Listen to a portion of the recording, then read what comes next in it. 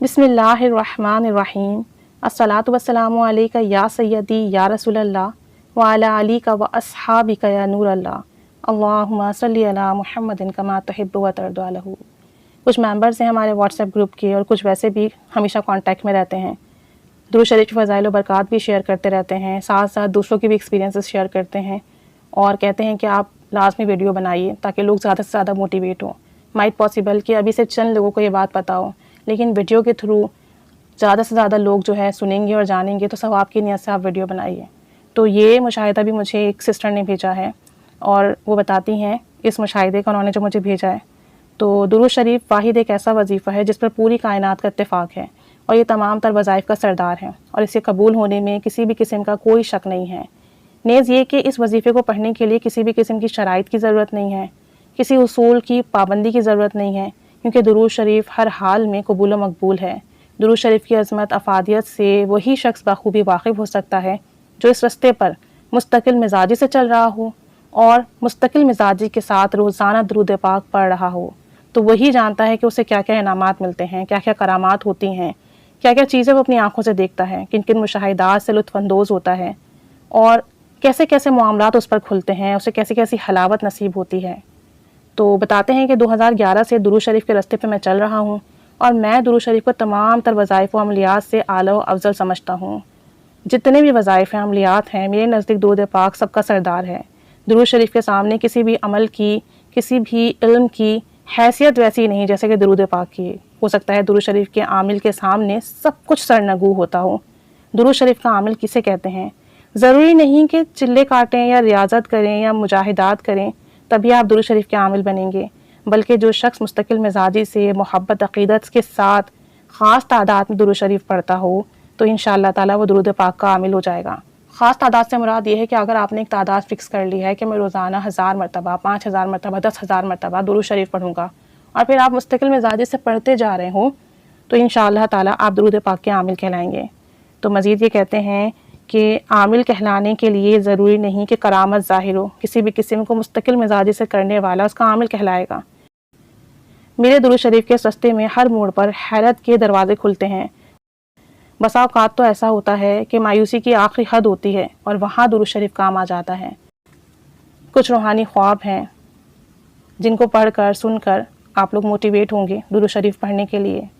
تو کہتے ہیں کہ میں درود شریف کی کتاب مکمل کر رہا تھا، چونکہ میرے ایک فیملی ہے، بیوی بچے ہیں، وہ سب اپنے آنے کے گھر گئے ہوئے تھے، تو میں گھر میں اکیلا تھا اور میری ساری توجہ فوکس اپنی بک پر تھی کہ کسی نہ کسی طرح میں جلدی جلدی یہ بک مکمل کر لوں، اور میری کوشش تھی کہ زیادہ سے زیادہ واقعات، تجربات، مشاہدات اس بک میں لکھ لوں۔ کہتے ہیں اسی دوران ایک رات سونے سے پہلے میں نے درود شریف کی تسبیح پڑھی اور کتاب کے بارے میں سوچتے سوچتے سو گیا۔ مزید کہتے ہیں کہ میں نے خواب دیکھا کہ میرے پاس بہت سارے تالے ہیں، لاکس ہیں، جن سے نور کی شعائیں پھوٹ رہی ہیں، نور کی شعائیں نکل رہی ہیں اور ان پر درود شریف صلی اللہ علیہ محمد لکھا ہوا ہے۔ میرے دل میں خیال آتا ہے یہ تمام لاکس، یہ تمام تالے کتنے خوبصورت ہیں، یہ زندگی میں برے حادثات، آفات، ناگہانی اموات سے بچنے کا حصار ہیں۔ اچانک میری نظر ایک ایسے تالے پر پڑتی ہے جو سب تالوں سے، سب لاکس سے بہت خوبصورت ہوتا ہے۔ میں اس تالے کو ہاتھ میں لیتا ہوں تو ایک نور کی شعاع اس میں سے نکلتی ہے۔ اس وقت میں سوچتا ہوں کہ حصار والے تالے کس کو دوں؟ میرے دل میں خیال آتا ہے کہ یہ میں اپنے رشتہ داروں کو دوں اور یہ سب سے خوبصورت والا جو تالا ہے درود شریف کا اپنے چھوٹے بھائی کو گفٹ کروں گا۔ اور اسی سوچ میں میری آنکھ کھل جاتی ہے۔ جب میری آنکھ کھلتی ہے تو فجر کی اذان ہو رہی ہوتی ہے اور ہر چیز مجھے اتنی چمکتی دمکتی محسوس ہوتی ہے اور میری طبیعت میں اتنی تازگی ہوتی ہے، اور یہ سب کچھ اس خواب کا اثر ہوتا ہے۔ مزید کہتے ہیں کہ کچھ سال پہلے کی بات ہے، ایک رات جب میں سونے کے لیے لیٹا تو میرے ذہن میں خیال آیا کہ پتہ نہیں جو درود شریف کی کتاب میں لکھ رہا ہوں وہ اللہ کے ہاں قبول ہوگی بھی یا نہیں۔ چنانچہ میں نے دعا مانگی کہ یا اللہ، اگر میری یہ کوشش تیری بارگاہ میں قبول ہے تو مجھے خواب میں کوئی اشارہ دے دے۔ کہتے ہیں کہ یہ دعا مانگ کر میں سو گیا۔ خواب دیکھا کہ بہت سارے خانے بنے ہوئے ہیں، باکسز بنے ہوئے ہیں جن میں درود شریف صلی اللہ علیہ محمد لکھا ہوا ہے، اور میں ان باکسز کو اوپر نیچے کر کے، آگے پیچھے کر کے صحیح سے ترتیب دے رہا ہوں، جیسے ایک پزل ہو نا، کوئی گیم ہو تو اس کی جو آپ پزل کی گیم کی سیٹنگ کرتے ہیں ان باکسز کو آگے پیچھے کر کے، ویسے تو چنانچہ اسی طرح میں بھی ان خانوں کو اوپر نیچے آگے پیچھے کر کر ایک خوبصورت شکل میں ترتیب دے رہا ہوں، اور اسی ترتیب دینے میں میری آنکھ کھل جاتی ہے۔ مزید کہتے ہیں کہ ایک رات میں نے خواب دیکھا کہ میں ایک سنسان رستے پر جا رہا ہوں، میرے پیچھے کوئی چیز لگی ہوئی ہے، اور آپ اسے جن بھوت کہہ لیں یا چڑیل کہہ لیں یا کوئی دوسری مخلوق کہہ لیں، اور میں بھاگتا جاتا ہوں اور وہ میرے پیچھے آتی جاتی ہے۔ میں آیت الکرسی کا ورد کرنا چاہتا ہوں لیکن مجھ سے نہیں پڑھی جاتی، کیونکہ مجھے ایسا خوف لگا ہوتا ہے کہ میرے منہ سے الفاظ ہی نہیں نکل رہے ہوتے ہیں، جیسے کسی نے میری زبان پکڑ لی ہو۔ کہتے ہیں کہ میں نے رونا شروع کر دیا خواب میں۔ تبھی ایک اندیکھی آواز آئی کہ درود شریف پڑھو، نجات مل جائے گی۔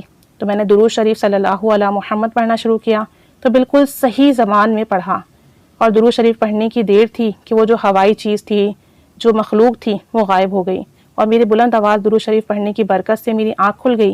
صبح گھر والے مجھے بتا رہے تھے کل رات آپ سوتے ہوئے درود شریف پڑھ رہے تھے۔ سبحان اللہ۔